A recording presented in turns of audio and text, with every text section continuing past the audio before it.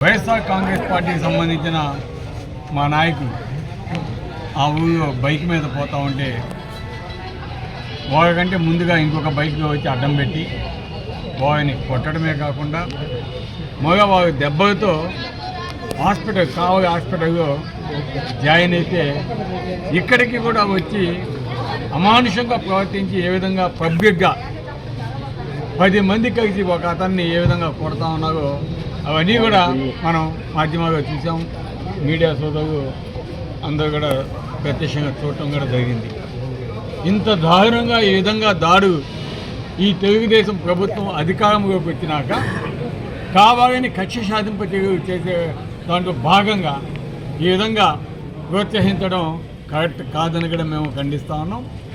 ఎందుకంటే తెలుగుదేశం పార్టీ అధికారంలోకి వచ్చినాక ఏ విధంగా వైఎస్ఆర్ కాంగ్రెస్ పార్టీకి సంబంధించిన నాయకుల మీద రాష్ట్రం మొత్తం మీద అయితేనేమి మన నెల్లూరు జిల్లాలో అయితేనే ప్రత్యేకంగా కావలి నియోజకవర్గంలో ఏ విధంగా దాడులు జరుగుతున్నాయో ప్రతి ఒక్కరు కూడా చూస్తూ ఉన్నారు.